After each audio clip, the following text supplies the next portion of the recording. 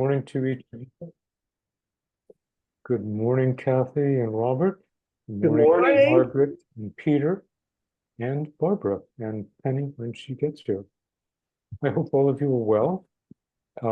I also want to thank Amanda for recording and sending out the recording in such a timely manner last week.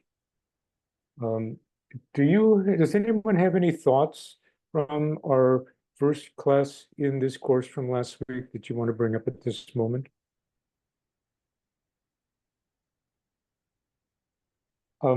There's something that been on my mind all week, and it was the question that Robert raised at the midpoint, which is to say, well, who's in essence, who's really the mastermind behind this work against Nixon here?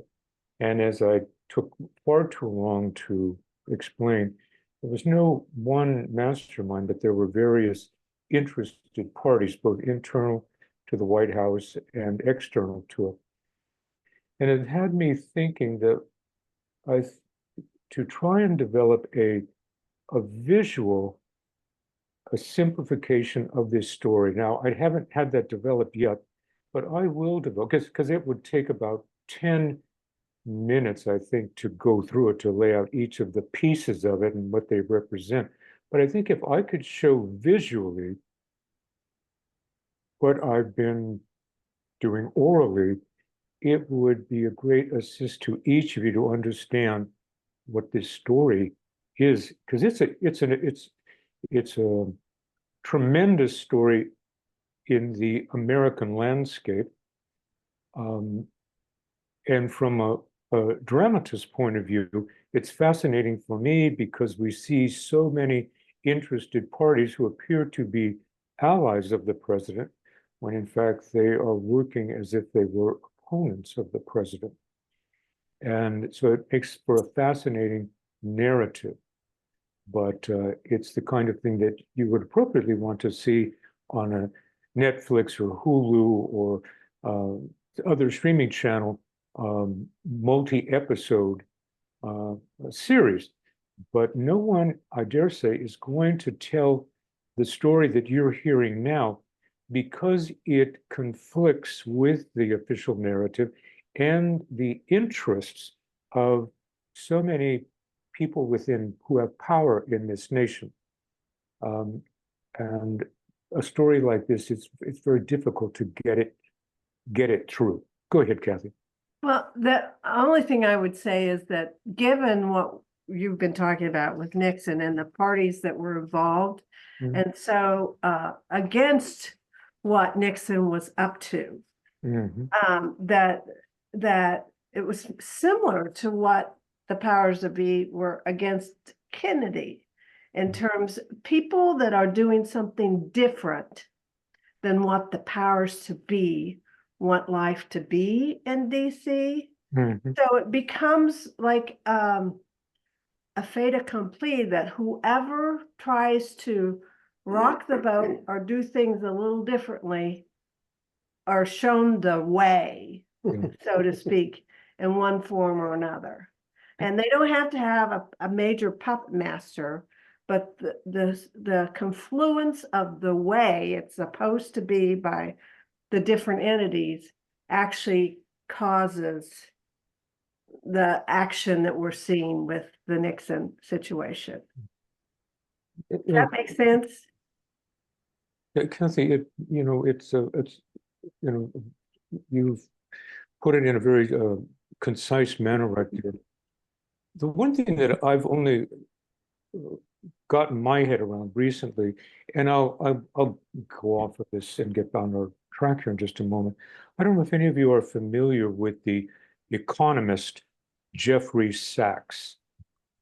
Jeffrey Sachs, S-A-C-H-S. He's been prominent in American foreign policy since the mid 90s, actually the late 80s. He was so prominent. He's an economist who was on the tenured staff at Harvard, and he was drawn into working with many of the Eastern European countries in the aftermath of the collapse of the Berlin Wall. And he is a marvelous speaker who's very prominent today.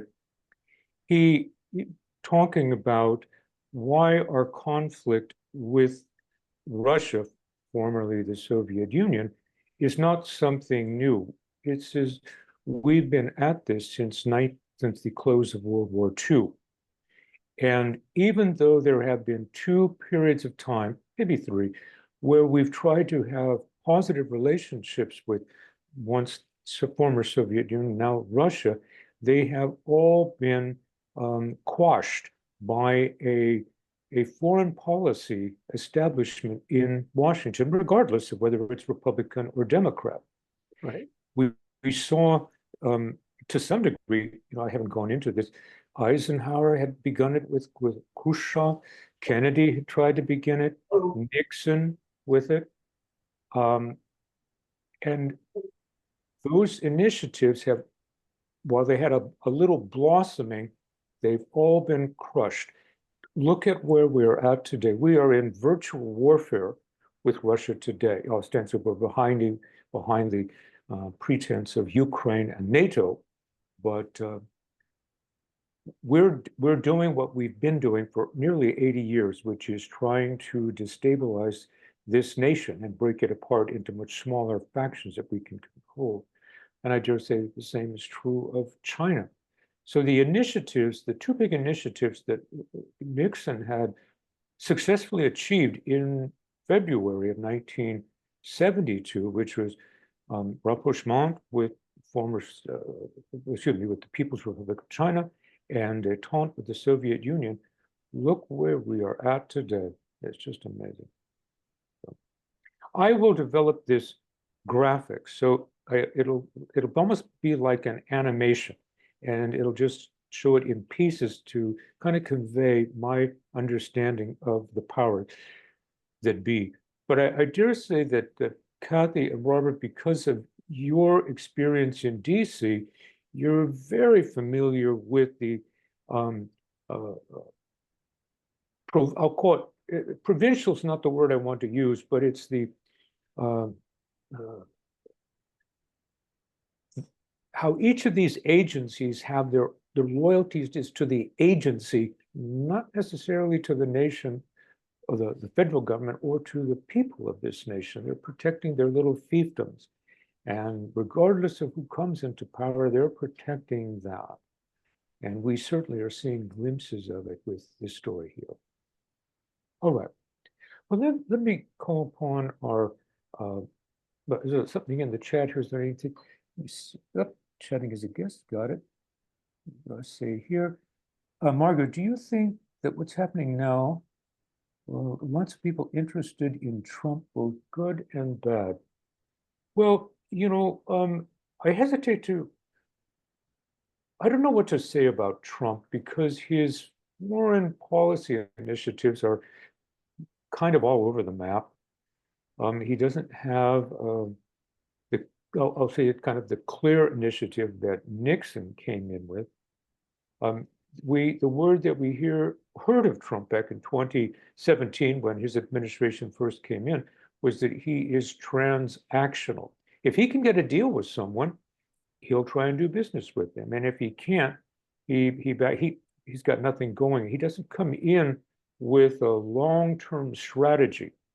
He comes in looking for little deals along the way. We'll soon see, even though election is in November, the election process will begin very shortly because a lot of us receive our ballots by mail. So we'll be receiving them and sending them in very shortly.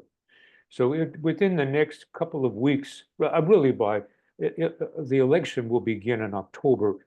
And there's no assurance that on the day after, that is November 6th, that we'll know. It could be drawn out for a period of time what the results of it will be. So we'll see. All right, let me come down to a share here and pull up today's episode, part 2. And I refer to this as the cancer within, and many of the things that I'm referring to in today's episode will be, I think will be familiar to you, but I'll be giving you insight into what's really going on behind these incidents. So let's get started here. No honeymoon, baby. Isn't that the sad truth? Got called back. So here it is. You remember last week where we left off, John Dean, he had, absconded with about $5,000 of campaign money out of the safe in the White House. Of course, he left a check. He didn't have any money in his checking account to cover it, but he left a check to cover it. And he and Maureen went off on a honeymoon. But they were gone just 2 days, and boom, they were summoned back to the White House. So not much of a honeymoon. The positive meeting that Dean had with Nixon just 1 month earlier, early September, this really would be the high point of the Watergate scandal. And after that, everything is going to be on a slow ride south. Now, among the other things that were kind of going on, and this will be familiar to the press, had become aware of this gentleman who we see in the photograph here, Donald Segretti, and alleged dirty tricks against Democratic primary candidates. Now, just as a little side note here, Donald Segretti is from my alma mater, USC, as are about 3 or 4 others of the Nixon administration, Dwight Chapin and Strawn, and there's 2 others. All are graduates from USC. And Donald Segretti here, he was out just doing little dirty tricks. Nothing, we call them dirty tricks, but nothing that is out of the ordinary. These things have been going on in every campaign. They're going on today. But the Nixon administration, he got labeled with dirty tricks. And I dare say, if you have an awareness of Nixon's political career that is going back to his first race for Congress, and I'm blanking on that Democratic candidate's name he ran against, and then 2 elections after, 4 years after that, he ran for California Senate, and there he ran against Helen Gahagan Douglas, and he was accused of doing alleged dirty tricks at that time. But these were just typical campaign things. I'll give you an example. And it really was not Nixon so much as his campaign manager, who's, unfortunately, his name slips my mind at the moment. They put out information sheets decrying or criticizing Helen Gahagan Douglas, but they printed them on pink paper. Now, that may say, well, what's the thing with that? Well, the accusation that Nixon's campaign was always making, she may not be a red, but she's pink. And the other gag was, she's pink all the way down to her underwear. So these were some of the remarks that were done back in the 40s and 50s. And it was actually Helen Gahagan Douglas who coined the term tricky dick off of some of these campaign tactics that he used. And this stayed with him right through his presidential run. So that's where dirty tricks and tricky dick comes from. It's just a legacy of that just got going back to his early campaign and still with him. Segretti had begun in the White House under Haldeman assistant Dwight Chapin. Again, both of these guys went to USC, but he had been suborned, sent off to work with G. Gordon Liddy in the committee to re-elect the president. And of course, the photograph we see along with Liddy there is with Dwight Chapin. They're over there in the re-election campaign. And since Liddy reported to John Dean, that made Segretti a Dean problem. And again, I want to touch on that something very insightful that Robert mentioned last week. When he first came to Washington and was working for his boss, he was given two pieces of advice. Do you want to repeat what those pieces of advice were, Robert, again?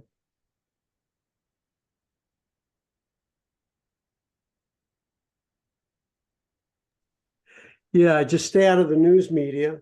And if you have questions and you need answers, come see me. That was good advice. Yeah. Good advice. And because the key thing there is, as Robert had mentioned, don't embarrass the person above you for that. And that's what's going on here. So we're seeing how Segretti, the embarrassment of Segretti is just casting embarrassment on everybody up the food chain, and it's landing on John Dean. So they called him back from his honeymoon, deal with this.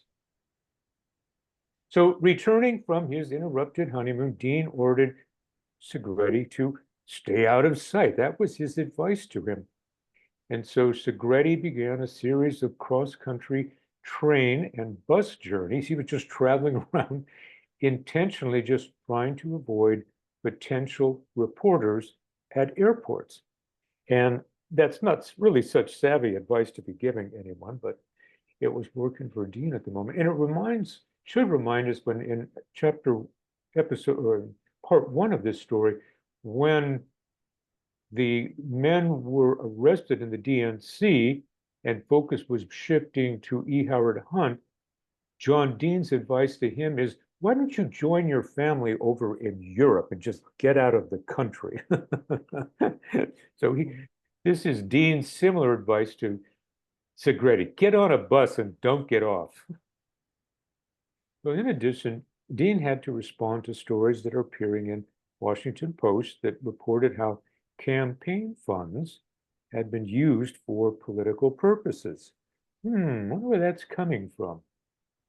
For example, Haldeman had used Deputy Presidential Assistant Alexandra Butterfield, who we'll hear more from in the upcoming episodes, to remove $350,000 in cash out of the White House during the run-up to the election.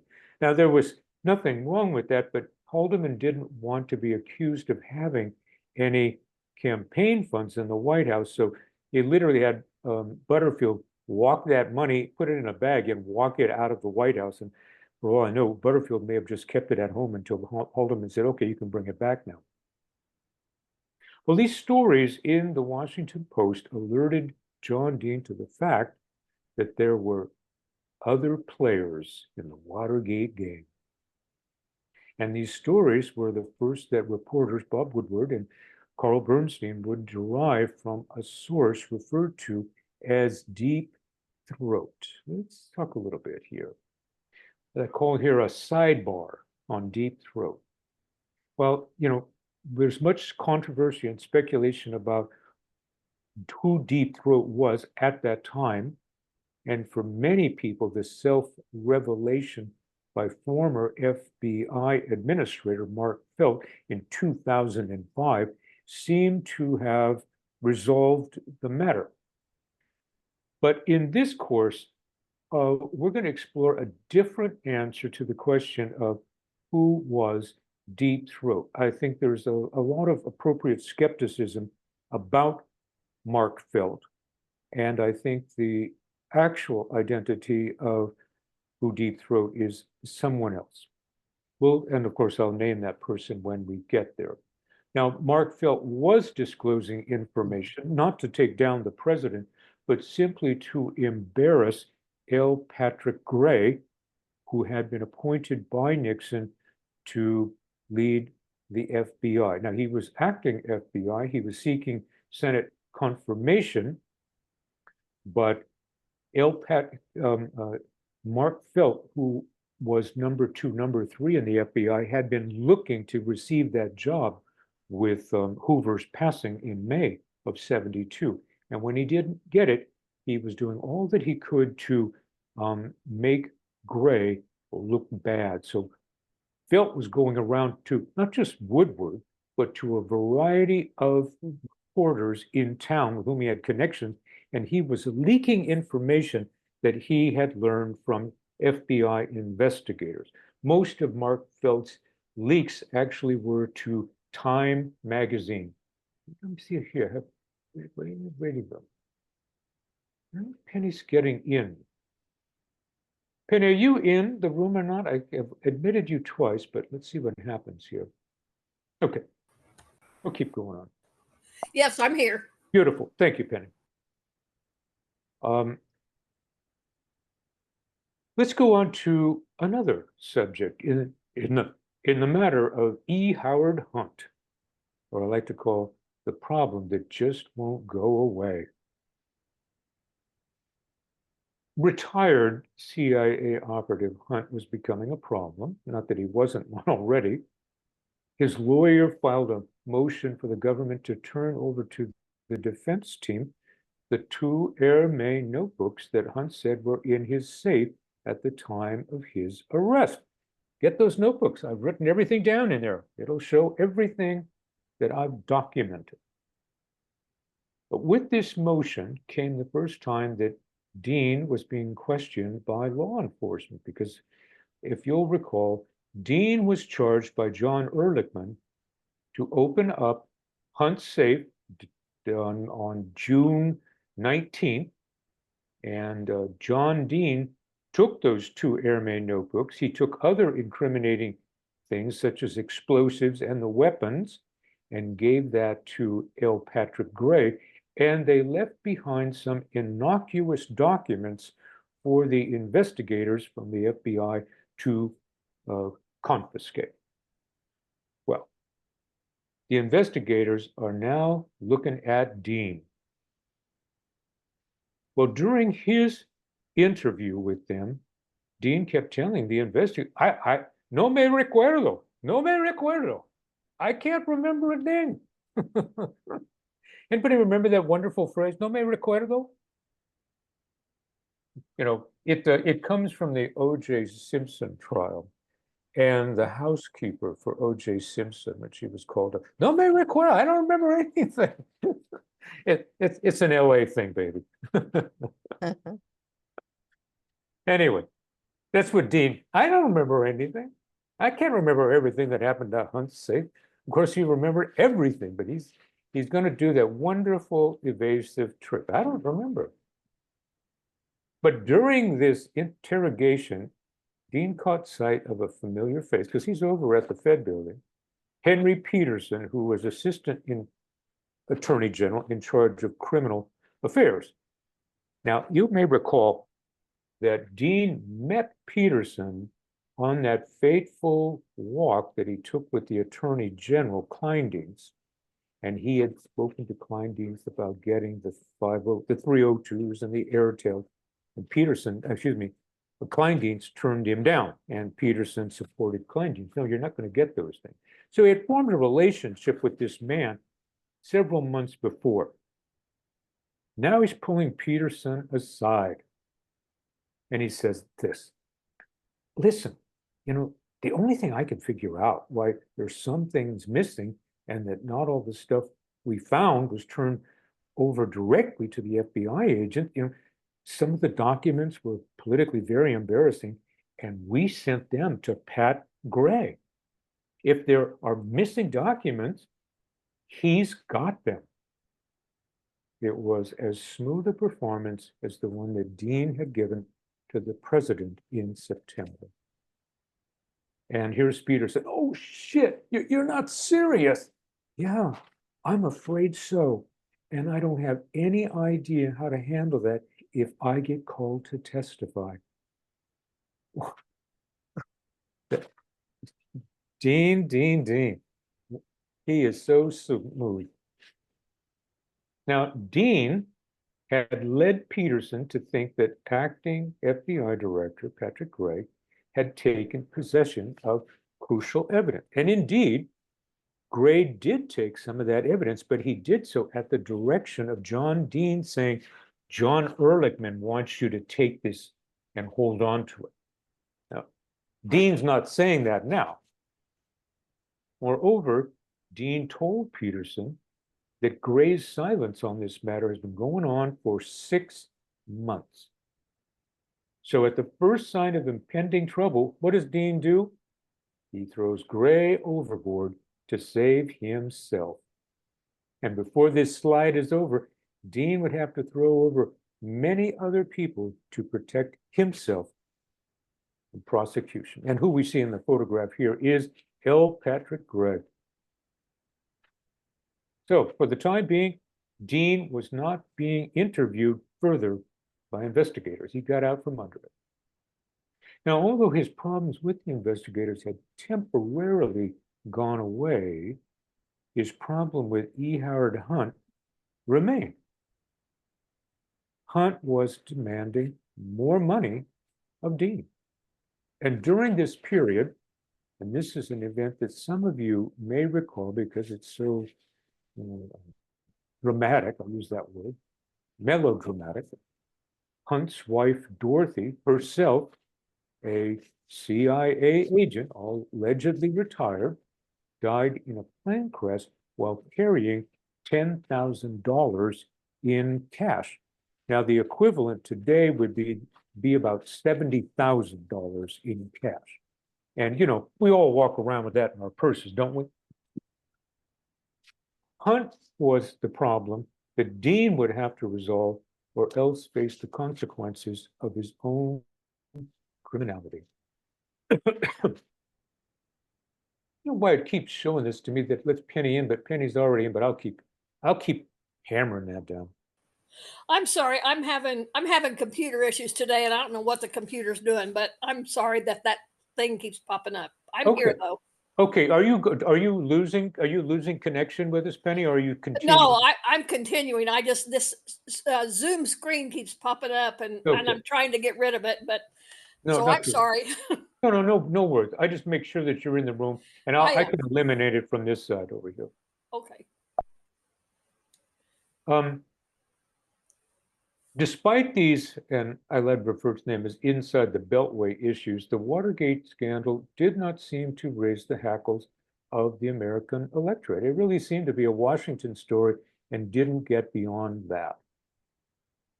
Come the election in November of 1972, Nixon was re-elected with more than 60% of the popular vote, which is significant. Now, often, you know, you'll hear particularly when you go over to the Nixon Museum, they say this is the largest, win ever, and it was tremendous.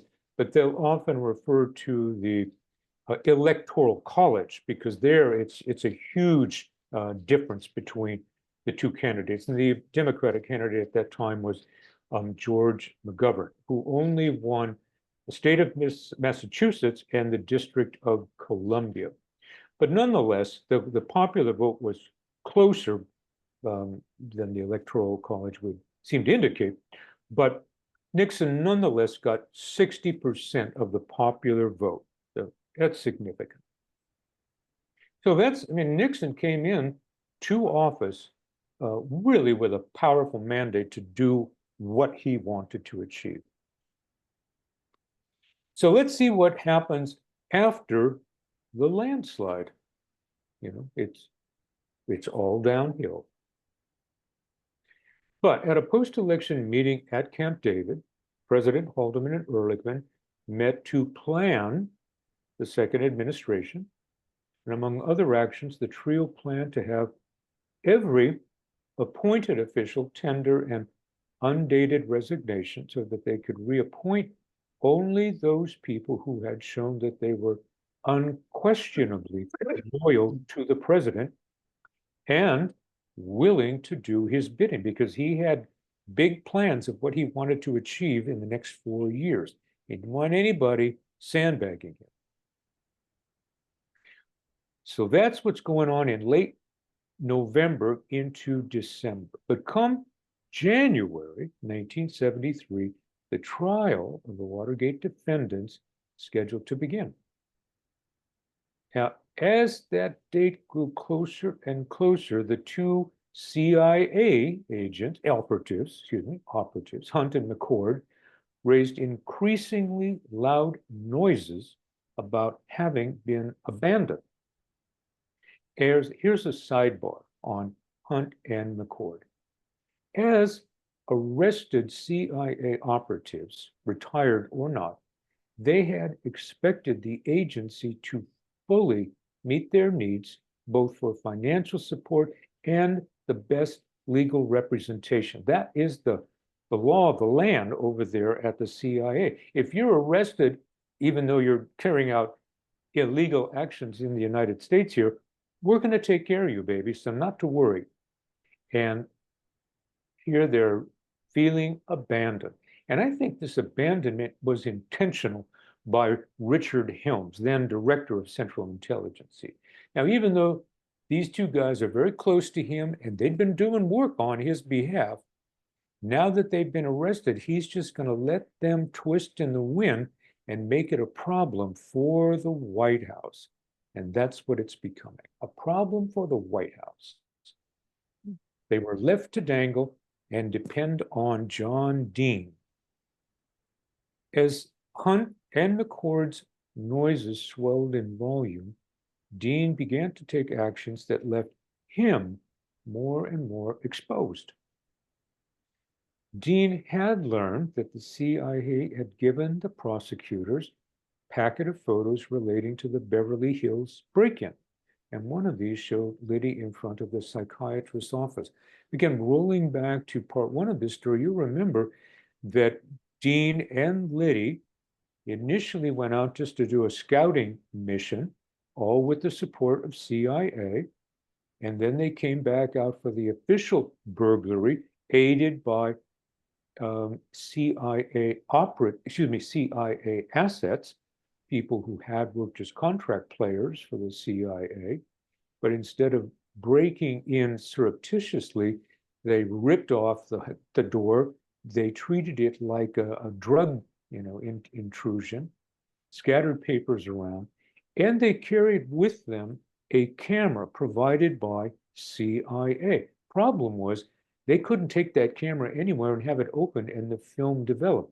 That camera had to be taken back to CIA, and CIA only would develop those films. And at first, they wouldn't turn those images over to G. Gordon Liddy. But now CIA is beginning to let those images suddenly scatter all over the place right here. So you can see CIA is playing their little game. So why did the CIA do this? Why were they, implicating the president in this? It was trying to be hurtful, not helpful to the administration, which had been keeping it in the dark about so many politics. You want to play this way with us, Mr. President? Well, we can play too. So we're just going to leak this very embarrassing, very illegal activity just out there. Well, Dean tried to get the CIA to request that these photos be returned to them from the prosecutors. But the CIA said, no, we'll just leave them over there with the prosecutors, see what they do with them. Again, as I say, CIA had been executing its own agenda, and it wasn't about to change. But Dean's effort to get these photographs back to them, get them out of the hands of the prosecutor, was leaving his fingerprints on this matter. And Dean left his fingerprints on something else at this time. He called Liddy to tell him that he would be taken care of so long as Liddy remained silent. Liddy assured Dean that he would not be singing to anyone, and this is just the song that Dean wanted to hear.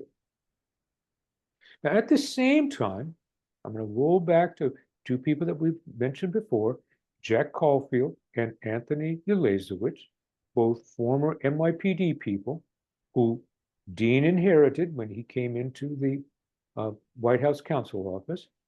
He used them to carry a message to the jailed James McCord. And the message was simply this: you will be taken care of, presuming that you continue your silence. So there we see McCord, and surrounding him is Caulfield in the lower left and Anthony Ulazewicz in the upper right. Well, this and other meetings with McCord at the beginning of trial was leaving John Dean's fingerprints all over. But to protect himself, Dean was making promises to Hunt, Liddy, and McCord, but he didn't inform anybody in the chain of command above him about what he was doing. He was carrying out his own agenda here. Because if Dean had done this, these arrangements then would have been discussed between Haldeman and Ehrlichman with the president, either on the phone, in the Oval Office, over in the executive office building, even up at Camp David, and those conversations would have been taped. But such conversations did not exist because they didn't happen. Dean was simply acting on his own to save his skin. As the trial began, Hunt dutifully pleaded guilty, and he testified to his personal knowledge no higher-ups were involved in the Watergate crime, just what Dean wanted to hear. As I like to say, that statement is what $179,000 in cash payments will buy you, because that by this time, that's how much cash had been paid to the Hunts. After Hunt's guilty plea, Dean then destroyed the two airmain notebooks. He shredded them. And these are the information that had exculpating evidence about Howard Hunt's relationship and also John Dean's complicity. So despite that Hunt had sought his notebooks early on as evidence that would clear him, Dean rationalized that the destruction, saying that, no, these notebooks, they're no longer relevant to the trial. I mean, Hunt's pleaded guilty. But as an attorney, Dean knew full well that the destruction of evidence at any time was itself a criminal violation. It is obstruction of justice. And that he had a distinct and continuing obligation to turn over this evidence to prosecutors. But he didn't. Right? Early on, Dean would not reveal his criminal act to the DOJ investigators or the Senate committee. He would do so to the special prosecutor, but only after he had made a deal for a light sentence. So he's out here wheeling and dealing. Well, let's get into criminal proceedings, because everything starts to go now that the trial will be in progress. And the cover-up story, as a result, will just disappear. As the Watergate burglary got underway, Hunt, Barker, Sturgis, Martinez, and Gonzalez all dutifully pled guilty. Alfred Baldwin, this is McCord's associate who was over in the Howard Johnson's, listening to these conversations, not recording, but listening and writing down on a transcript what they were saying.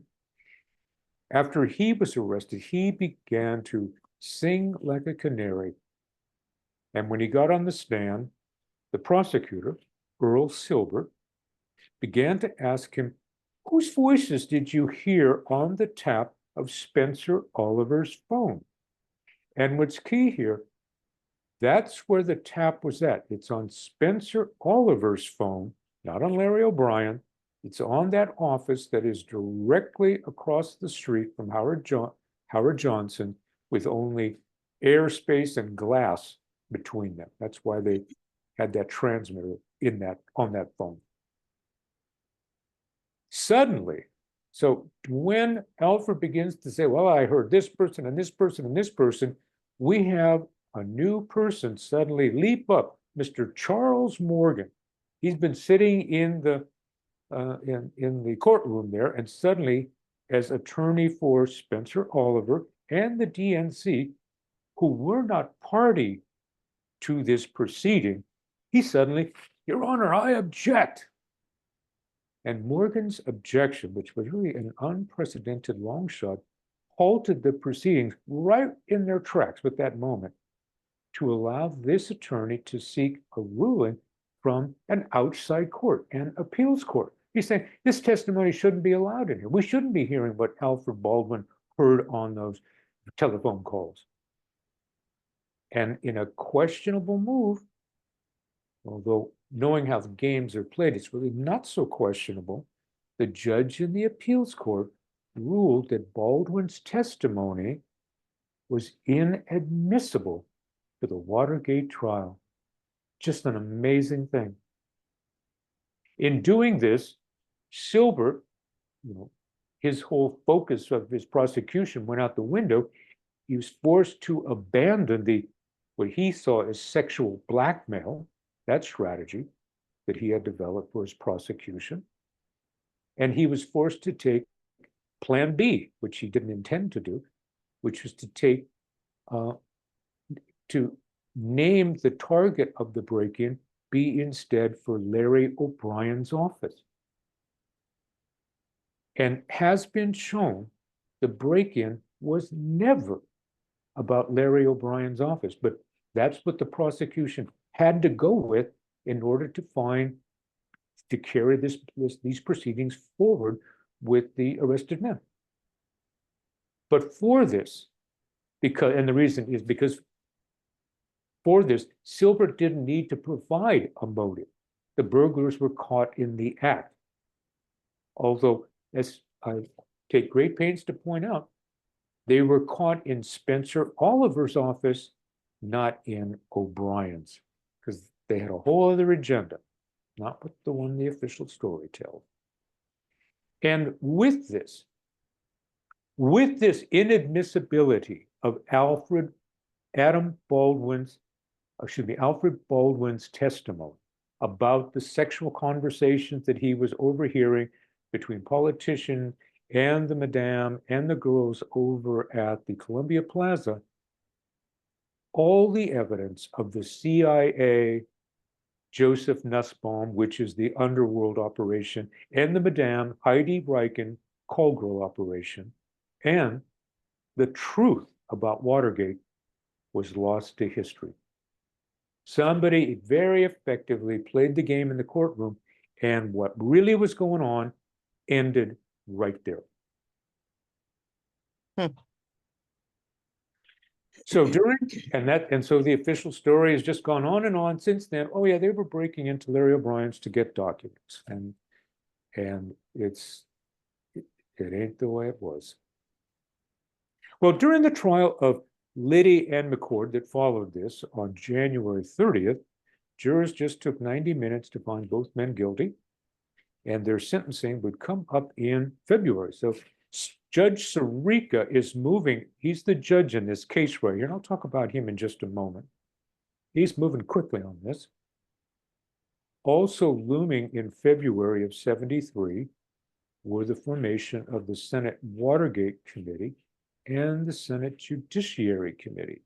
Two separate investigations, but both of them, for their own reasons, are going to be looking at Watergate. And of course, that's Watergate writ large.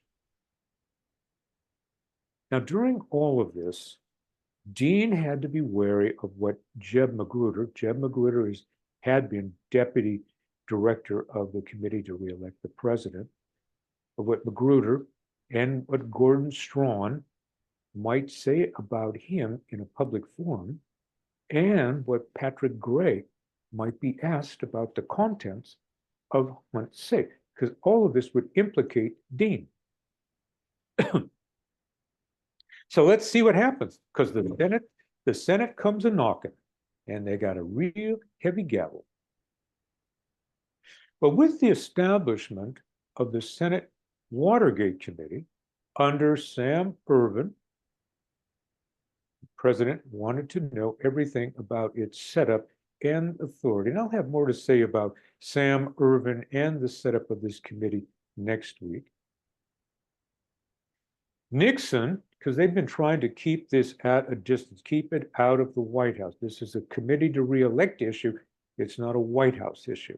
But now he's tasking Haldeman and Ehrlichman to meet with Dean and to learn everything about Watergate.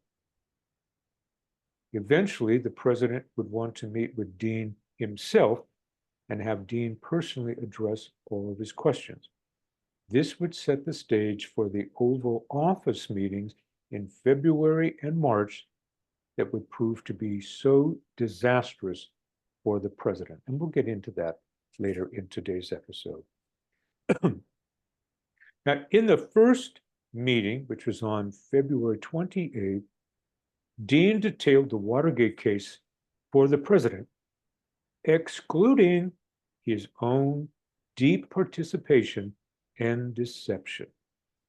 Of course, Dean informed the president that the cover-up was beginning to come apart and that with the heavy sentences expected from Judge John Sirica, the defendants might begin to talk.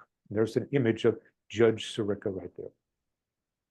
And here's where I want to do a sidebar on Judge Sirica. But before I do that, I'm going to take a sip of lemonade here.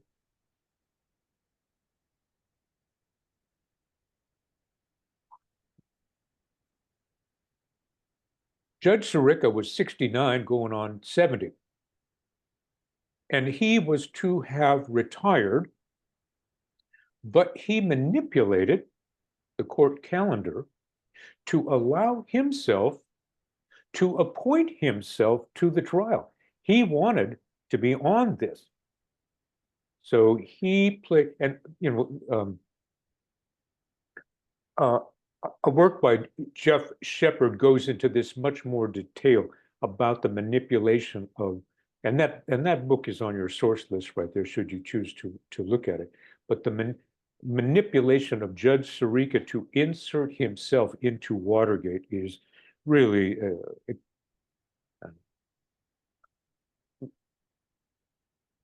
egregious, is the word I want, very egregious. Now, while Sirica was known for heavy sentences, he was known as Hanging John, he was also the most overturned judge in the federal district in which he turned. People, okay, he's gonna find us guilty and give us big sentence, but on appeal, it'll all get thrown out. Bodine went on to inform the president that Hunt wanted more cash to buy his continued silence and that investigators might soon discover the Kalmbach, Caulfield, Elazewicz pipeline of paying hush money. You'll recall from an earlier episode, when Dean could not get the CIA to pay, he turned to the president's personal attorney back in California to hunt down some money and pay it to well, primarily to Howard Hunt, either through Caulfield or Elazewicz. They were the bagmen. The president asked whether the attorney general would strongly argue for executive privilege. Well, Dean, he didn't know the answer to that, but he distracted the president by mouthing derogatory remarks about his enemies, particularly Senator Edward Kennedy. And for those that follow the testimony, or I should say the recordings of John Dean with the president, we'll see how anytime Dean gets stuck with something, he will attempt to distract the president, as he's distracting him right here by making remarks about his enemies. And it was always easy to get under the president's skin by talking about Senator Kennedy. But Nixon brought the discussion back to the subject of the burglars and their expected long sentences. And the president asked Dean whether he thought they expected clemency from him. Well, Dean didn't tell Nixon that he had already discussed clemency with several of the defendants. But instead of telling that to the president, he said, clemency couldn't be discussed or at least offered, well, at least not for 6 months hence. But the president thought, I think 2 years hence was a more reasonable period. There's no record of how John Dean thought that might go over with the defendant. The defendants were thinking, I'm going to be out of here on a presidential order here. within a few weeks, if not months.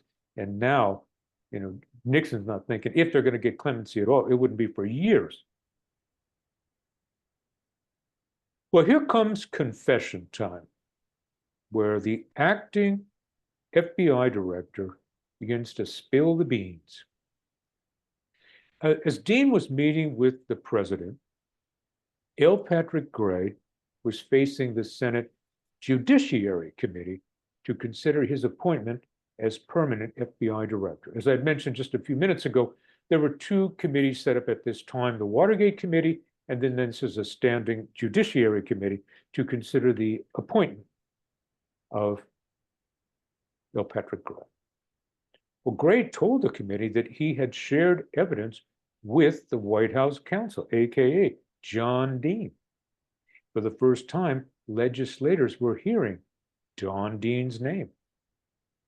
And then at a press conference, the president claimed executive privilege, not only for his counsel, but for all members of White House staff. And that's a reasonable claim for the president to make, but we will soon see how he will undermine his own position. Unintentionally, he's going to do it anyway. Nixon further asserted that Dean had been hard at work investigating the Watergate matter since the summer of 1972. Well, reporters asked, can we see the proof of what you've been asserting here, Mr. President? But of course, there was no investigation, and hence there was no report. The president said, well, we're working on it, and we'll get back to you on that. Well, meanwhile, L. Patrick Gray continued to raise the ante on John Dean in his appearance before the Judiciary Committee. And he testified that he had given 82, count them, 82 FBI reports to Dean, and that the White House counsel had concealed nothing of Hunt's safe from him. Even though it was a lie, Dean had the White House issue a statement saying that he had turned over to the FBI all the contents of Hunt's safe. And so we know that isn't true because it was turned over to Gray, and he kept items himself that he just recently destroyed.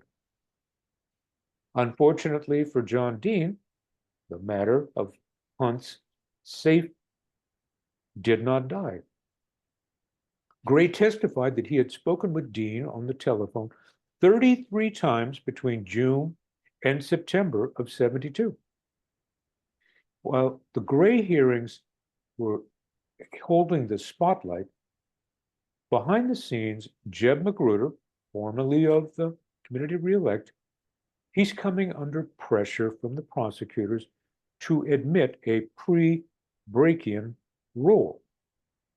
And awaiting sentencing, James McCord was feeling more and more abandoned. On March 12th, Dean enters the Oval Office for his second meeting with the president. And what's curious, even though Dean had been working for nearly 2 years, he had never been with the president, never seen the president, until just 1 month before, and now for the second time. Haldeman was also in the room. Now, while initially the discussion was about executive privilege, the president steered it to what was on his mind. And this will seem very familiar. We need to take the offensive. We've been on the defensive too long. We need to be on the offensive against our opponents here. Well, eventually Haldeman would leave this meeting, leaving Nixon and Dean alone.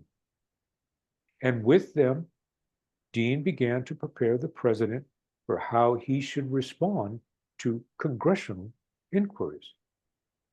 The strategy they developed was that members of the White House staff would only respond to written questions. And this is how Dean himself planned on responding to the judiciary's inquiries regarding L. Patrick Gray. That is, in the form of a letter. Dean didn't want to be put in the hot seat and be answering questions in a live situation. Nixon expressed that Gray was now damaged goods as a result of his appearance because of the confirmation hearings. And Dean agreed, and for the second time, he threw Gray overboard. It was at this point that Dean began a great confession to the president. In this confession, Dean laid out in detail the dimensions of the Watergate problem. And though he concealed the most important fact, which is his own central involvement, this is the closest that John Dean would ever come to telling the truth. Now, without recounting that conversation, although it is available in source books that I've provided for you, Dean's revelation to the president was that Gordon Strachan, an assistant to Haldeman, he had known of the break-in beforehand. Now, for the previous 8 months, Dean had been assuring the president that no White House involvement, and now in one stroke, he just gave that all away. Dean had known since his walk in the park on June 19th with Gordon Liddy that Strachan had knowledge of the break-in. And all the time he'd been saying White House had nothing to do with it. The president mused to himself, well, if Strachan knew, then Haldeman must have known, perhaps even John Mitchell. Dean informed the president that John Mitchell had not approved the break-in. That's the first time he came clean on Mitchell, having blamed him so often before. The president then raised a question based on the guidance that John Ehrlichman had begun expressing. And you may remember this phrase, limited hangout.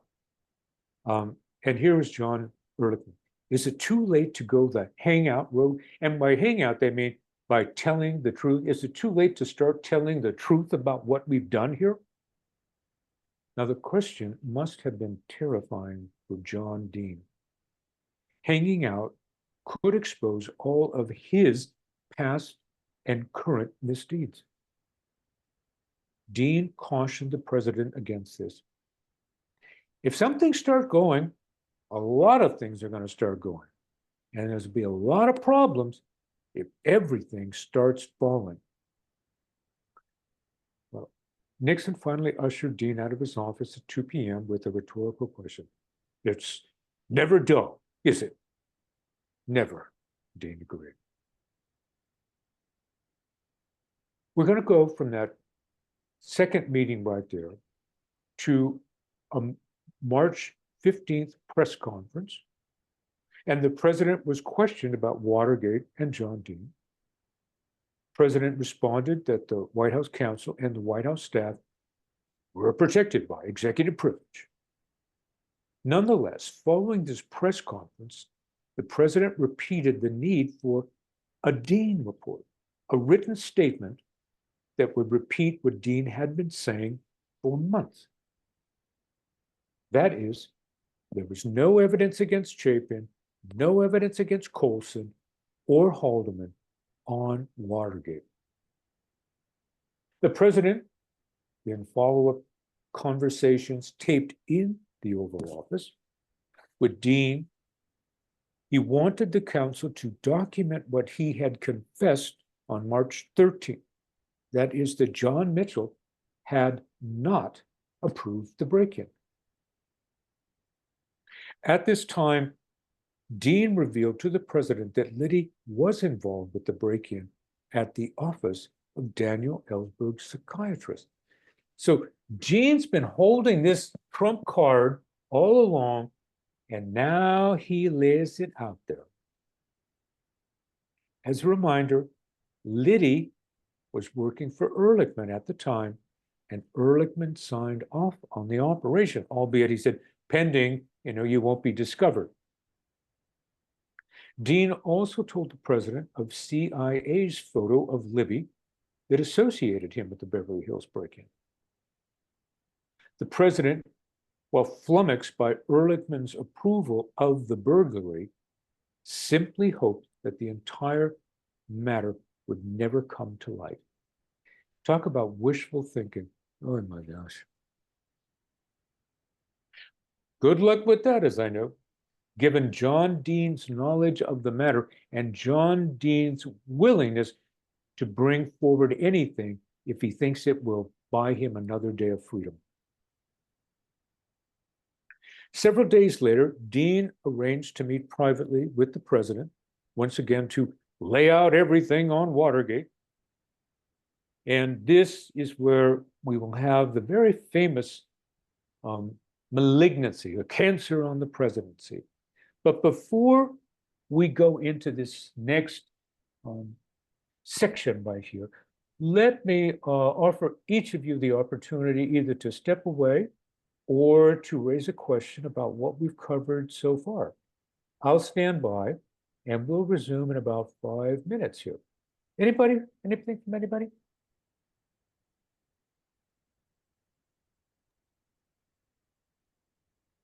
John, I have a question for you. Go ahead.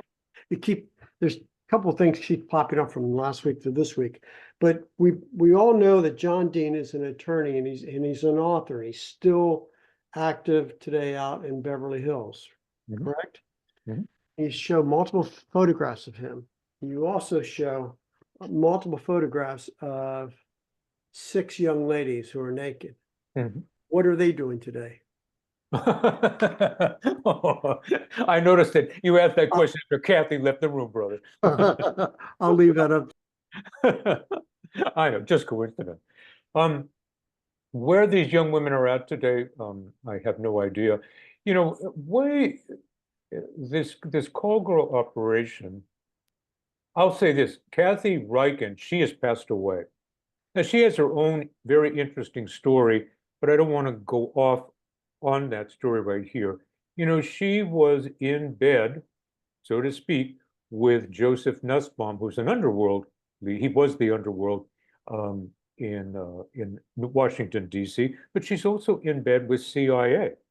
This was a joint operation between the 3 of them, capturing information about powerful men in D.C. at this time. And Kathy was always going around at night meeting young women in bars, you know, and in encouraging them to work for her. She said, listen, you'll make a lot of money. You'll be up in it'll be the most powerful people here in Washington. Something may come from it. Just look at Maureen Dean. I mean, she ended up marrying John Dean. I'm not sure that was such a good catch. But they were always advertised as being, and I made a gag about this in part 1, college educated. These are college educated girls, so that when you're off in the bedroom, you can have conversations with them as if they're going to have conversations with them.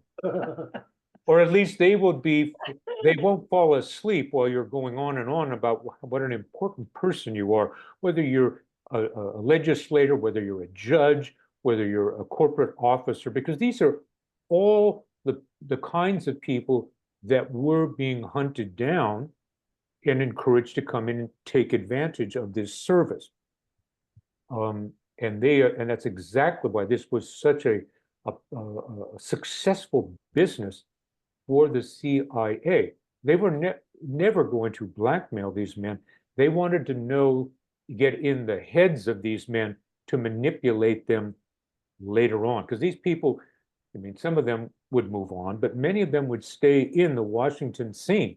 And the CIA, even though they shouldn't be carrying on business in our own borders here, they're all over the place. And this was a term that we often hear in spy thrillers. They call it a honeypot.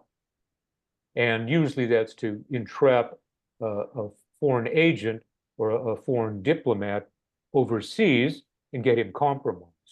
And so the CIA, as well as the foreign security agencies, they do this to one another all the time. So CIA was very familiar with operating or being a co-operator of this call girl operation.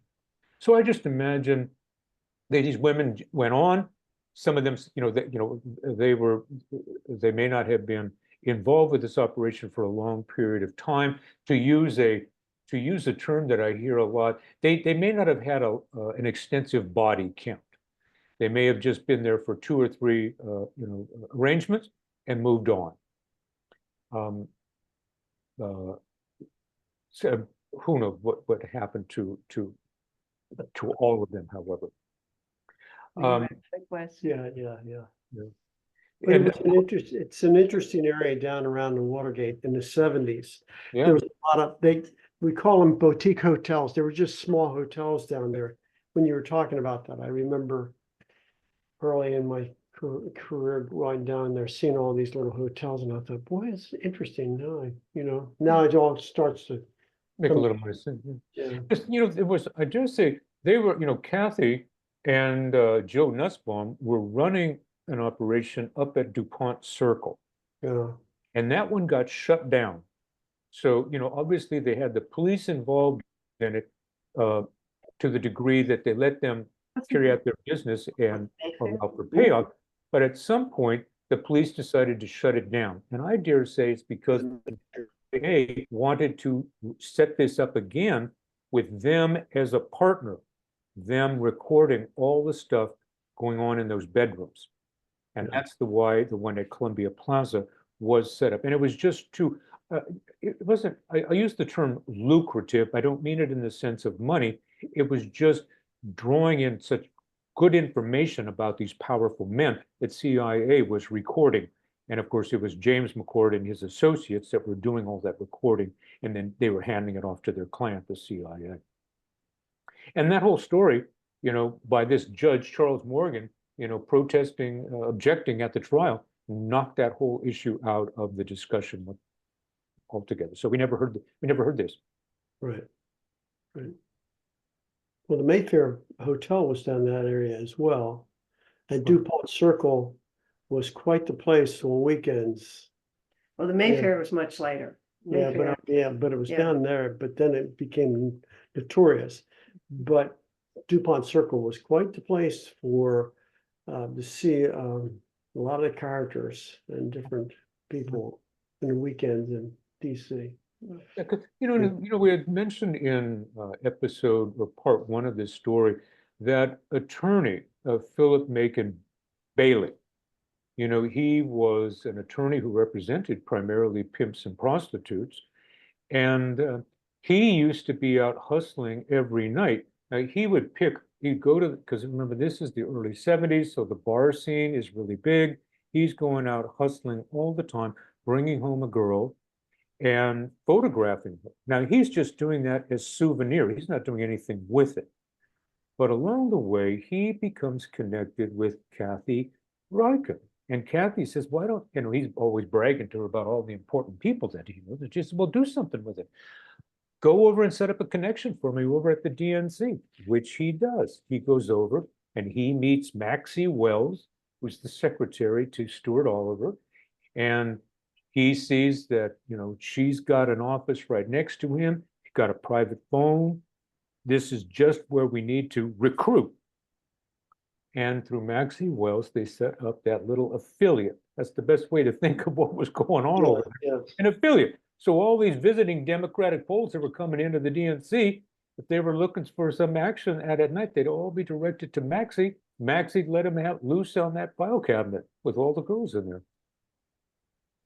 It's just unfortunate that the truth about the story, I think it is widely known, but not widely acknowledged because it's an embarrassment, and because it's so much easier to say, well, they were trying to go get Larry O'Brien. There was nothing in Larry O'Brien's office ever. Larry O'Brien was down in Miami. So, there was a lot that happened during that period, and a lot. I think the biggest thing out of Richard Nixon's presidencies will be the whole Watergate episode. But how many people remember Robert Preston landing that UH-1 helicopter on the south lawn of the White House in 1972? How many people know that? Not many people. they'll say, huh? Yeah, Anyway. exactly, exactly. Okay. Yeah, that, a serious breach of, the protective envelope around the president. Oh, yeah,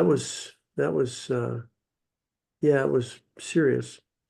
And I'll just say this, it's amazing that Robert Preston made it out of that helicopter alive. Yeah. I mean, I They did. I can show you pictures of it. It's amazing what they did to that. They peppered it pretty well. Oh, did they?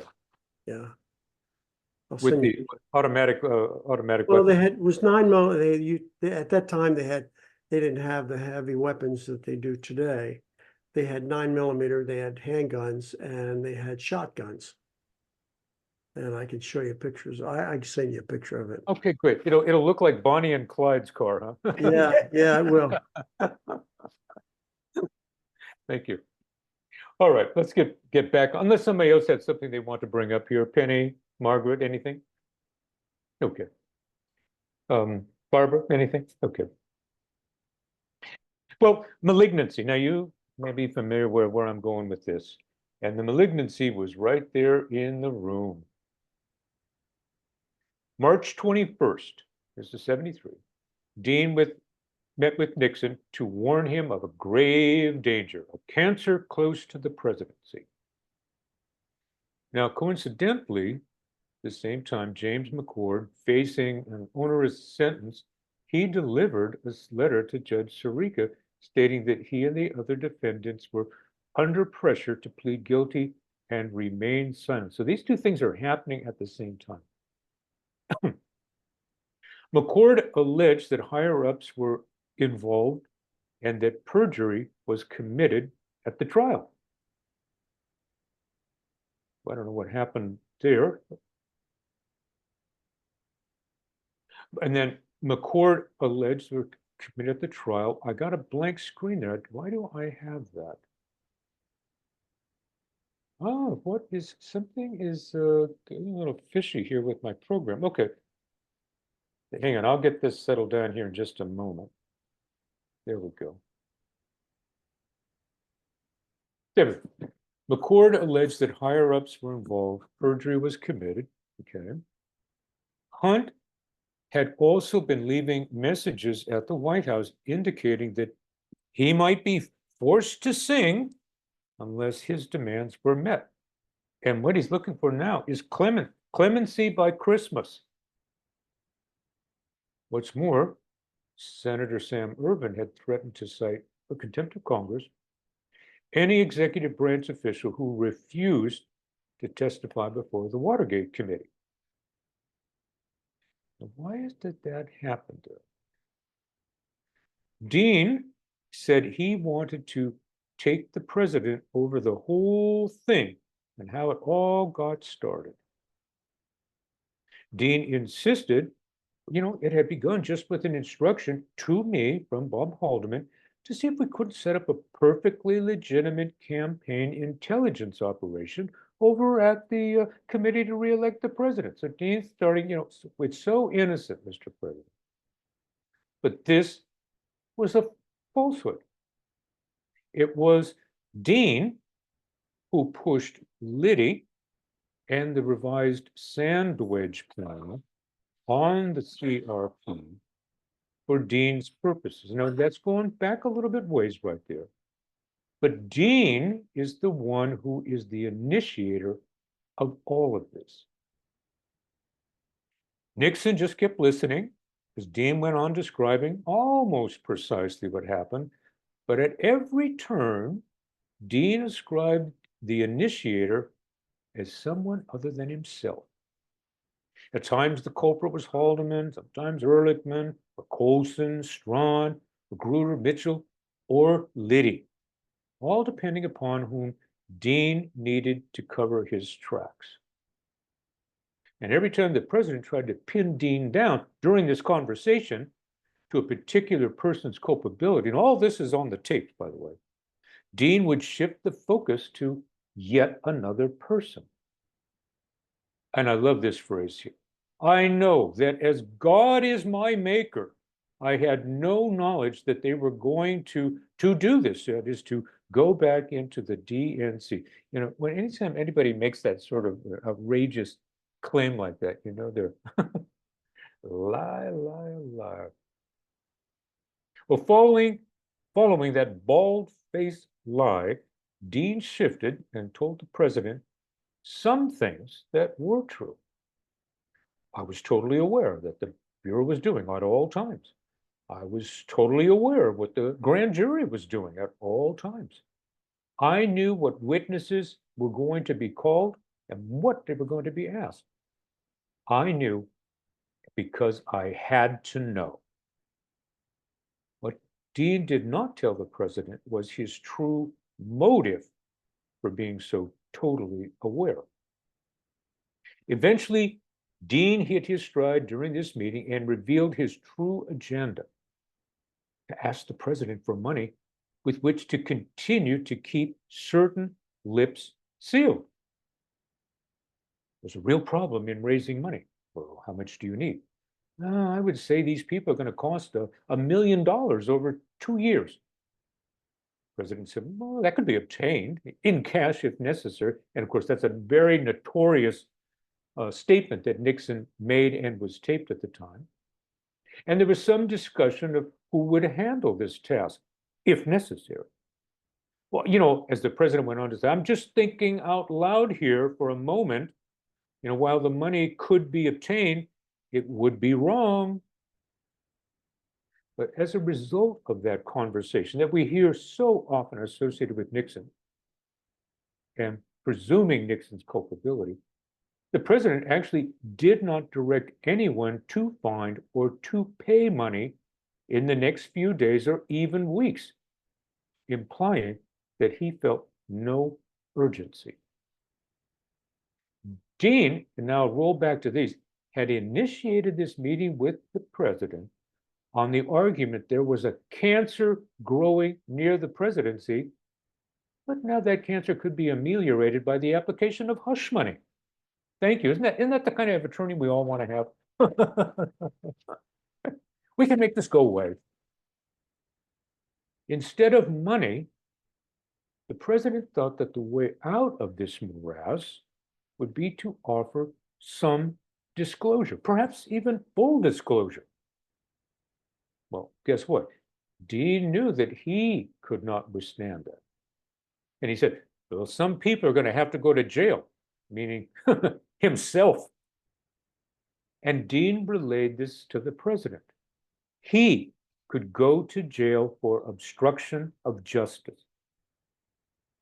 Dean pleaded for a chance to bring Haldeman, Ehrlichman, and Mitchell into a meeting, get everyone's story straight so that if called to testify, they would have a coherent line that would clear them all. At that moment, Haldeman joined the meeting with the president and Dean presented his plan to have the 4 principals meet. Once again, the president suggested, hey, maybe the best way to handle Watergate is just to call for a new grand jury and get it all out there. At this grand jury, the White House and CRP participants would give testimony, but they would do so behind closed doors.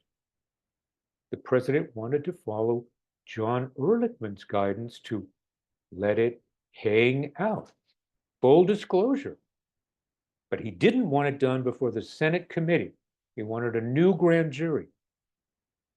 The one thing the president was certain of was his desire to put Watergate behind him so that it didn't eat at his second administration. Delaying is the great danger to the White House, the president summed up before ushering out all of his aide. So he had a pretty clear idea of what was going down and how to handle it legally. So this will bring up our meeting of the Big Four plus one.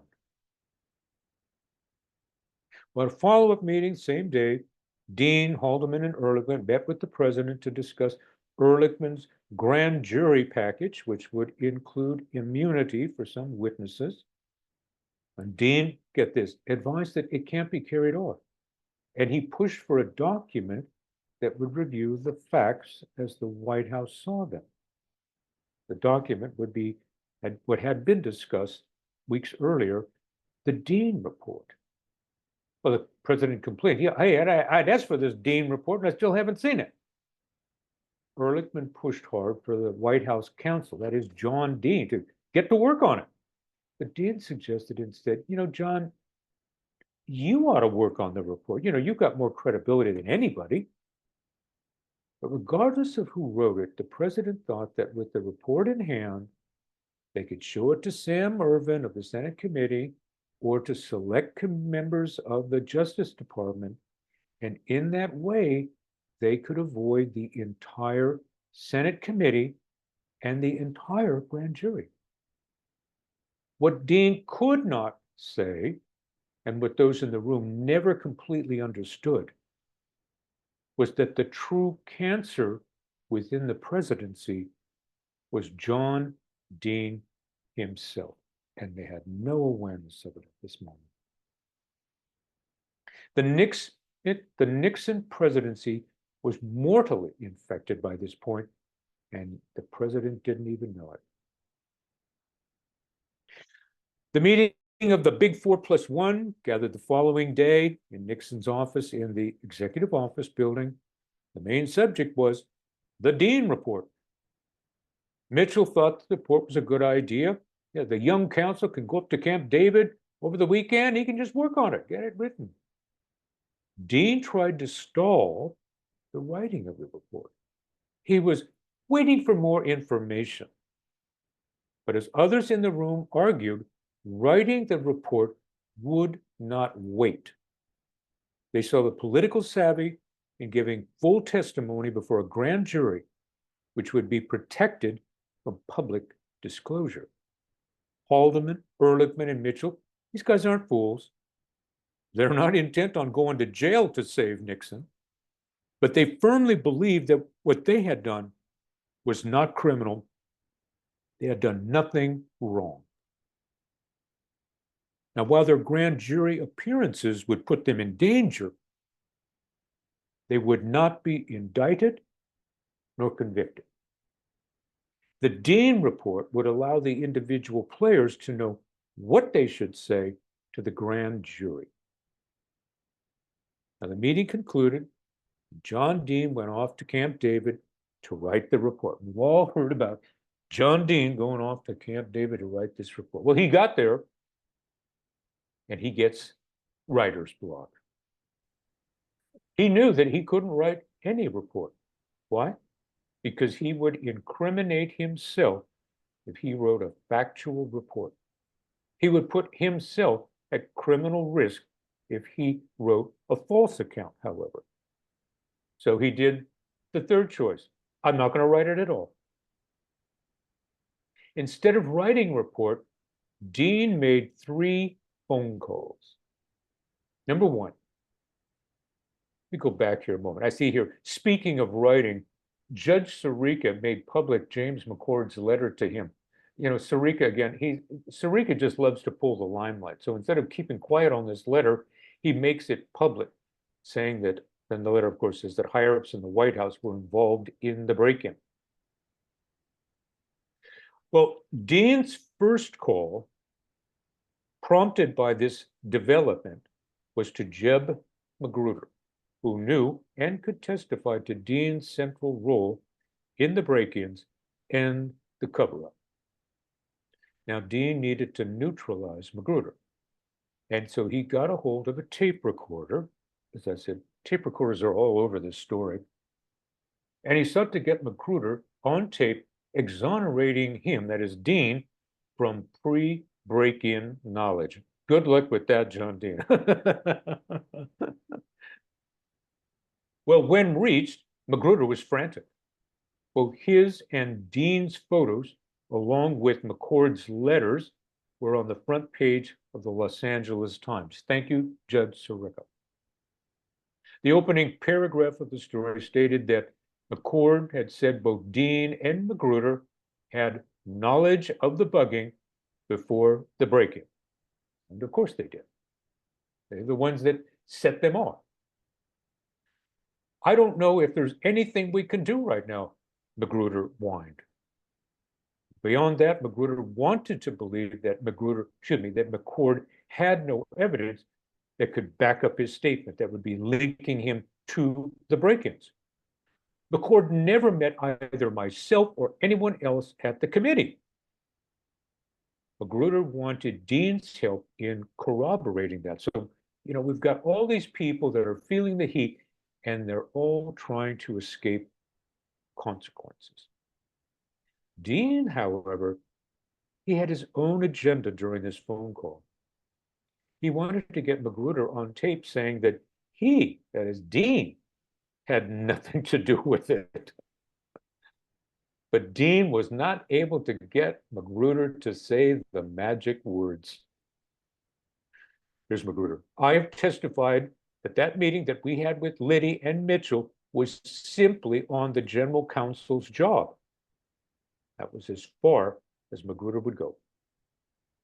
Nonetheless, Dean would later get the Senate committee to accept his argument that he had no advance knowledge. So Dean will continue lying all the way through this process, and we'll discuss more of that next week. But now that he had Magruder on tape, Dean made his second phone call to Liddy's attorney, Peter Maroulis. And Maroulis assured Dean of one thing that he wanted to hear, that is that Liddy was not going to talk. This meant that Dean could tell his version of events that would have been most incriminating to him, both from Sandwedge to Gemstone to the walk in the park with Liddy. Liddy could have sent Dean away forever. But Liddy had said, I'm not going to talk to anybody. I'm guilty. I'm going to take my punishment. He's the only one who made that position. Now, Dean now could ascribe all the evil doings to the one man who was going to keep his mouth shut, Liddy. And that's what he did. And that's what others have done. They all make Liddy as this crazed fanatic. Well, with Liddy and Magruder now in hand, Dean made his third phone call. These are all coming down while he's up at Camp David. And in it, he sought to obtain counsel for himself. He convinced his counsel then to call the prosecutors and tell them the single thing that they wanted to hear, that John Dean could deliver the P. The P, of course, is the president. He could implicate the president as a co-conspirator. Dean was ready to throw overboard the president to keep his own deep criminality from becoming known. So when Dean came down from Camp David, he began talking to the lead prosecutor, Errol Silver, and the chief prosecutor became convinced that Dean would make major revelations. The only disagreement between the prosecutor and Dean's counsel, however, was how much Dean would reveal in exchange for various degrees of immunity. And one of the other slight things I want to mention, the counsel that Dean called up was a lawyer himself was a Democrat and deeply connected to the Democratic Party.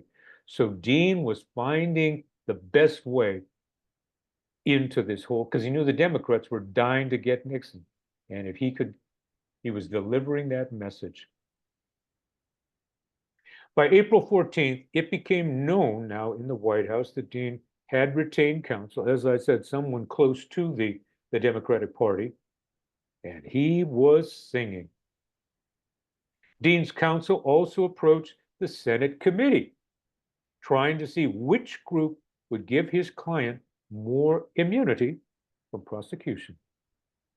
Well, as it turned out, Judge Sirica denied the prosecutor's request for immunity, so the Senate committee became the only game in town. And Dean agreed to take a small fall in the belief that if people knew he was going to go to jail, that would make his story more credible. And in an upcoming episode, I'll talk about the sentencing that Sirica initially gave to John Dean and what that meant, and then how that was all rolled back afterwards. What we're going to begin seeing from this point on are missteps by the president and his staff. He really gets thrown by events, and everything that he seems to be doing from this point forward is out of key. While Dean's deliberations were occurring, the president was seeking deeper into actions that would hurt him. These were self-inflicted wounds. He foolishly offered the directorship of the FBI, now that Patrick Gray was clearly out of the running, to Judge Matthew Byrne, who was then presiding over the trial of Daniel Ellsberg. And here's a photograph of Matthew Byrne right there. And this offer was rejected out of hand, and all it served to do was make a mess out of that trial with Ellsberg and Anthony Russo out here in Los Angeles. Meanwhile, Ehrlichman, he'd been conducting his own investigation on Watergate, and as he laid out in his report to the president at that same time, April 14th, he implicated Mitchell, Magruder, and Dean. Now, he got Magruder and Dean correct, but he was absolutely wrong about Mitchell. Dean, however, played one of his best cards the following day. He told Silbert, the prosecutor, of the Liddy Hunt supervision of the Beverly Hills burglary, information that he knew would disrupt the whole Daniel Ellsberg case. That day, a Sunday, government prosecutors gave Attorney General Kleindienst and Deputy Attorney General Peterson a report that implicated Haldeman and Ehrlichman in the cover-up, along with others Dean had named himself. So Dean was just trying to pull the whole structure down just to save himself. Peterson recommended that the president fire Haldeman and Ehrlichman, but keep Dean on board since he was cooperating with the prosecutors. Next morning, Peterson phoned the president about the Lewis Fielding burglary out here in Beverly Hills. The president told him, stay out of that matter. It involved national security. No one in the White House knew that this information about the burglary had come from John Dean.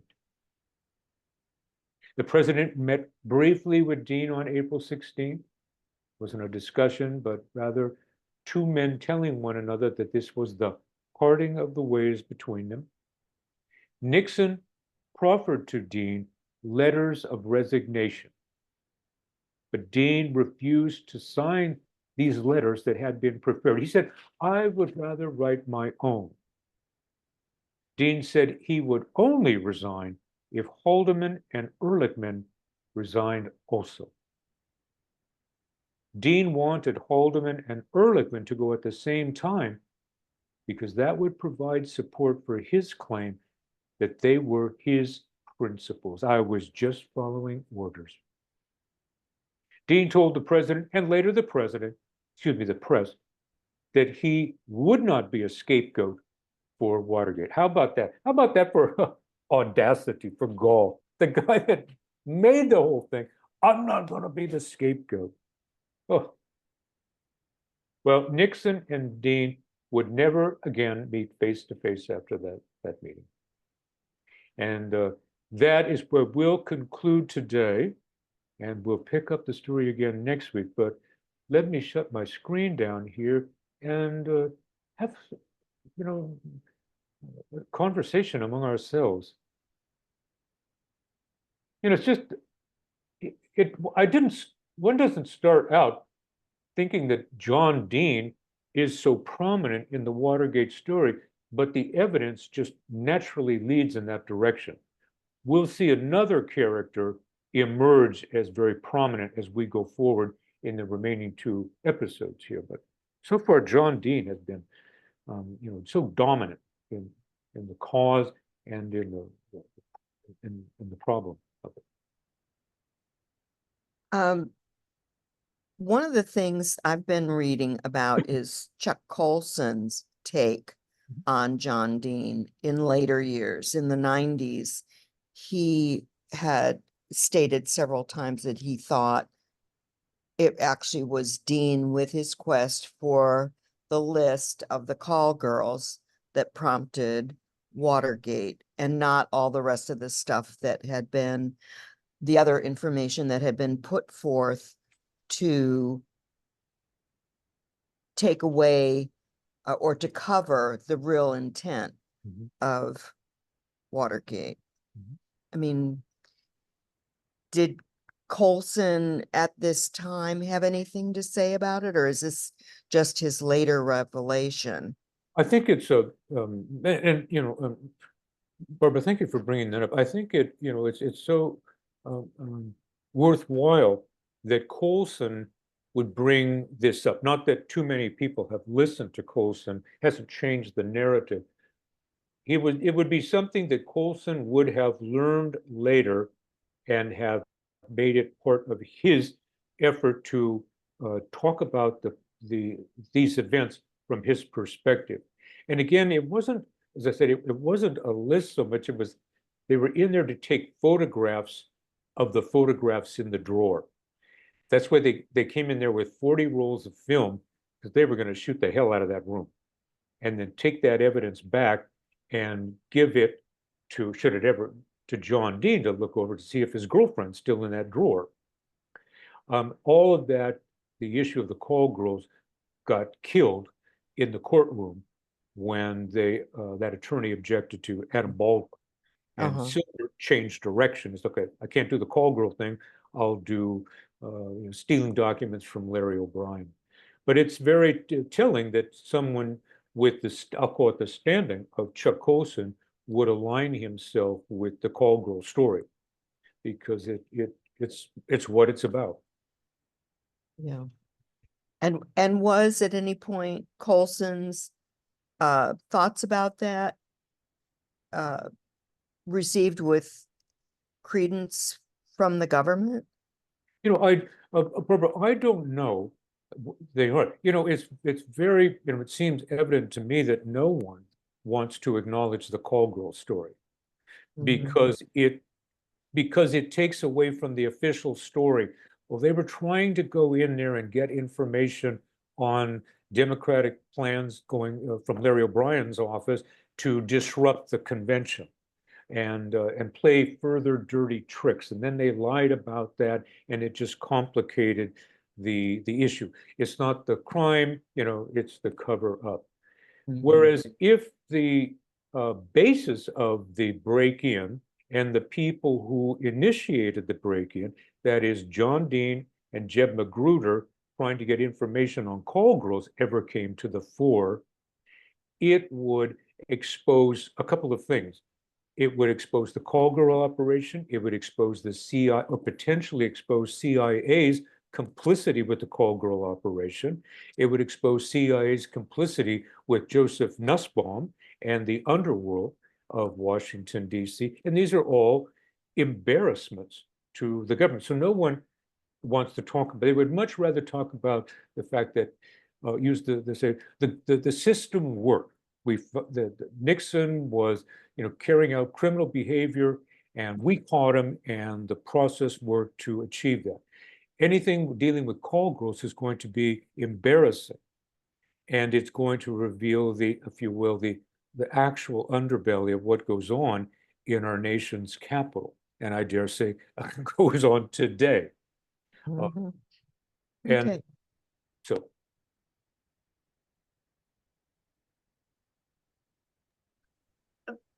The other, I want to wonder, John, about the fact that it could also, you could go after the president and a party, the Republican Party. And because the Democrats were the ones that were doing the call girl activity, right? And so the CIA was involved in that. And it just, if it's easier to go after one party to cover up another party. I'm just saying, could that also be an impetus for that action? And Kathy, you're absolutely, the fact that the Democrats held sway even though they didn't have the White House, they controlled both houses of Houses of Congress at Congress, that right. time. And here they had an issue against the Republicans. They all lined up. While it was not exclusively Democrats as the clientele of that Columbia Plaza apartment, Oh, okay. it was chiefly that simply because of the proximity to the DNC. It was 2 blocks away. Now, they were pulling in Johns from hotels and from courthouses and from corporations all over the city, but the majority of the clientele were Democrats simply because, hey, it was like, That's what Democrats do. it's what, I had to say that. No, he didn't mean that, but it's also that the list of the call girls was in the Democratic offices, Yeah. right? oh, I don't know if they had a. I don't That know if they did secretary, I with thought. the list. Well, but Maxie Wells she had a drawer full of photographs, and she had personal data about the various girls, her height, her weight, her figure, maybe age, some of these things. So a pool would, one, I don't really know, but here's what I see what happened. You have a drawer full of photographs, and there's just one photograph after another, and you pull one out and you turn it over, much like in Hollywood, you look at an actor's headshot and you turn it over, and there's text on the back, name, all their specifics about them, likes horse riding, can shoot, all these things that actors have, and that kind of information they would have on the back. And so when these visiting polls would come in there, oh, here's a brunette. Oh, look at this blonde. Oh, I love the blue eyes or the green eyes on this girl here. And they then would use the phone in Spencer Oliver's office next door to Maxie's, make the phone call down to Columbia Plaza, and that phone call, all the conversations are being recorded by McCord's associate. And they say, yeah, come on down. The girl's available. We'll arrange it. She'll be here at 7 o'clock tonight. It'll be what, 500, 750. Oh, you want to do that? Oh, that's 1,000, baby. And they come on down. They have their assignation, and no one's the wiser except the CIA. Kathy is right there collecting the money.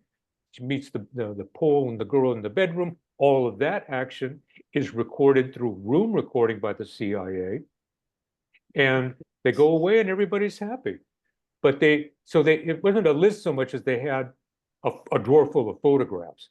And they were there to photograph all the people in the drawer. And I dare say, turn the photograph over and photograph all the text on the back side of that photograph, much the way an actor has a headshot with their text on the back. And that was. No, I'm sorry. And the other part of this is that the CIA got off scot-free. I mean, they're invading people's privacy, and that's okay because it's the CIA. The CIA, the CIA is the most abhorrent organization in our government. It came into existence in 1947. And, it's because of the CIA, I feel, that we essentially live in a security state. And they operate, even though it's illegal, they operate with impunity in our nation. Absolutely, absolutely. All the time. And anytime anybody says, but the only time that the CIA was called to report on their duties was in the mid-70s, 1975, 1976, as a result of Watergate, during the church commissions. And I'll do a piece about them upcoming right here, but it's the only time that we ever looked into the CIA. And what was revealed was awful. And then the doors got closed, and for 45, 50 years after that, CIA has been able to carry on as business as usual. But do you think, John, that, you're talking about that, not to take us off into the CIA, because I think that's a whole, we could talk about that for many days and many months, with DARPA and all the things that they do over there. But if you think about it, did Richard Nixon upset? Well, he was doing a lot of things the same way that President Kennedy was. He was was going against, he was probably upsetting a lot of people within that CIA organization and the FBI because they were in partnership. So I just wonder if, that had a lot to do with it, because I still go back to, these people were not operating on their own. I heard what you said, but I think if you start putting together the swim lanes and you start connecting who's communicating like that, you start to see a pattern. And I think it's the pattern there's a few people names would pop up in those organizations. I'm going to give support to your thought in the next two episodes, Robert. Okay. The one organization that I think does have a puppet master above them is Richard Helms over McCord and Hunt. I think they were intentionally inserted into the White House to find out what's going, because as with the Army and the Navy and the members of the JCS, they were cut out of Nixon's foreign policy. Right. And Helms wanted to know what's going on over there. Right. And Nixon wouldn't let him know. Hence, when Nixon needed help, Helms, I know nothing. Right. I can't help you. We will begin to see in the next two episodes how the JCS, particularly through members of the U.S. Army, I think that Bazart and Alexander Haig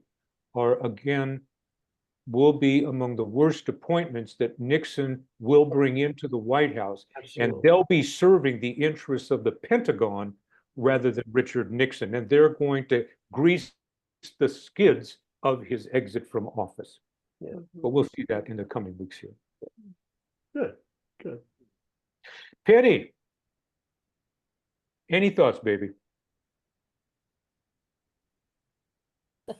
I don't really have much to say. I'm just taking it all in today, and What's that? Go ahead. yeah, I don't feel like I don't have all my wits together today. It's been a hard day, and then all my computer issues. So all right, okay. Well, the one thing though, I'm just listening. The one thing though, Penny, I'm very grateful that Amanda is recording this, and so it'll pop up again. So you'll be able to review this and Yes. and things will come back that will help understand them. Let me see what we have here. I got this from Margaret. That's the earlier one right there. Margaret, go ahead. What would you like to say? Unmute, baby. The more I listen to this, the more I can't help but think that in 10 years, 20 years, we're going to see an incredible parallel between what happened then and what's happening now that we don't know about in terms of the whole, conspiracy theories with, this is the Republican Party doing this to help Trump, with the Democratic Party doing it to get rid of Trump. There has to be something more to it.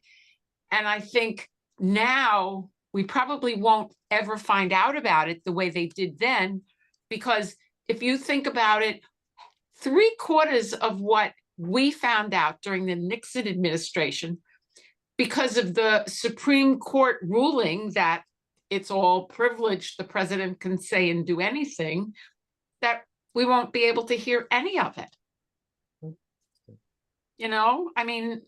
That's what I keep going, wow, I wish I could be here in 20 years.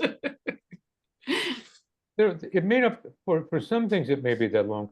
It won't be immediate. It does take time, and it does take the diligence of certain people to gather the material and look at it in an objective manner over a period of time and begin to make an assessment, which is why the two works that are on the source list right there, the one by Jim Hogan called Secret Agenda, and that was published 40 years ago, and Silent Coup, that's the one Kolodny and Gitlin, that's a little more than 30 years ago.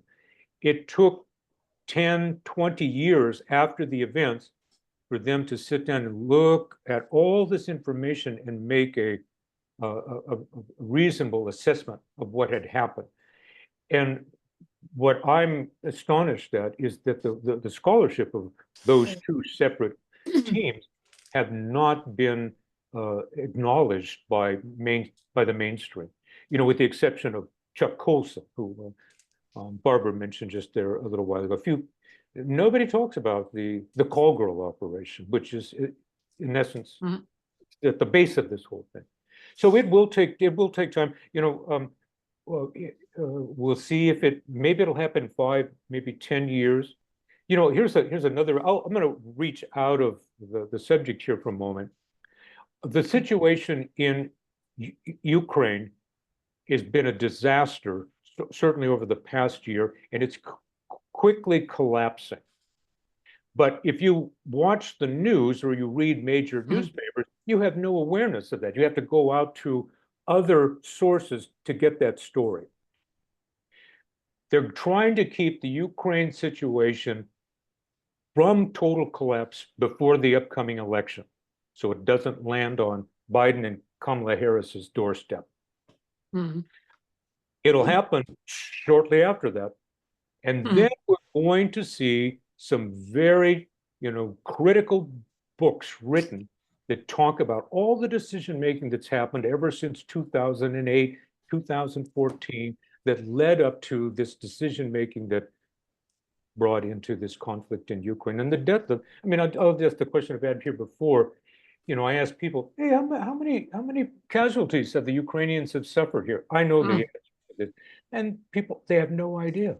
And then, of course, they turn on the nightly news, they read whatever the paper they're reading, they have no idea that it's 500,000 casualties by the Ukrainians right now. Because but my point is, we'll learn more about Ukraine because I think there's going to be a bigger desire to get that the facts of that story out there than there will be to, let's go back in and find the story about Donald Trump and how Congress has been misusing what they call lawfare against Trump, keep him off the ballot. That's an example. So, can you hear me? I'm not sure if You're coming through, Book. You're Okay. coming through all the So- way from Waikiki, baby. as I'm looking at Diamond Head. Oh, rub it in, baby. I'm gonna rub it in, yeah. No, you're alluding to other sources on Ukraine. What are you, where are you getting Well, information? there is a podcast that appears, and it's called Dialogue Works.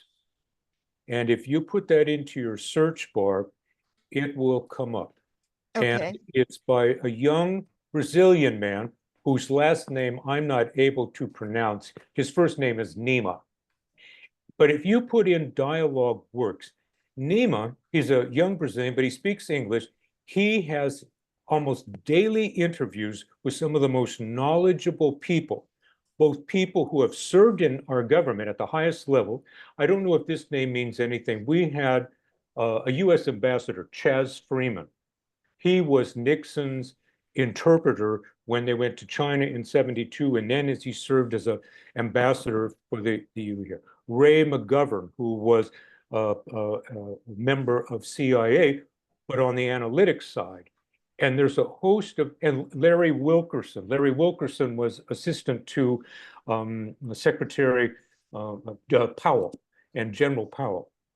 So some very prominent Americans, as well as Europeans, who are knowledgeable about the situation. And Nima, he only asked 1 or 2, these interviews will go on for anywhere from 60 to 90 minutes. He just lets them talk. And these people are so knowledgeable, and they're bringing forth, and of course, they're alluding to the information that they get to, but you'll get, just as I've gotten, quite an education. Again, it's Dialogue Works. Dialogue Works. And if you just put that in, it'll bring up an array of screens from all the different interviews that have been conducted recently. And you can feast on these feast on these interviews. It's quite an education. But we're Okay. we're not getting it from I'll use it. We're not getting it from MSNBC. We're not getting it from Fox. We're not getting it from New York Times, the Washington Post, the LA Times. They're giving the Mhm. government's story, which is, hey, the invasion into Russia worked. We're turning the tide. We're sending F-16s over there any day now, and of course the situation is, it's collapsing. And if the biggest hope is that it doesn't collapse before the election. I know that's kind of off topic, but I wanted to relate it to Margaret's statement about, God, I'd like to know what's going on, let's say, vis-a-vis Trump in our current election here right now, and not have to wait 5, 10, 15 years before the scholarship comes forward. And we might not, Mark, because there's a lot of people are digging at this. We'll see. Thanks for the info. You're welcome. You're welcome.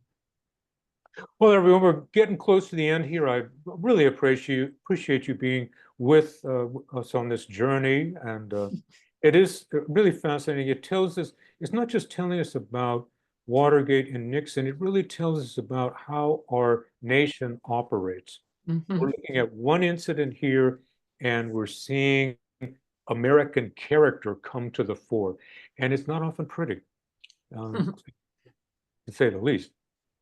But it helps us understand the reality of our nation as it existed 50 years ago, and as I dare say, it's going on today.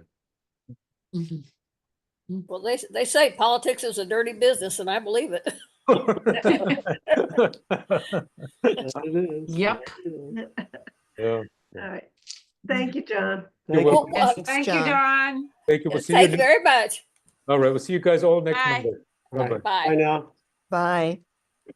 Thank you, Amanda.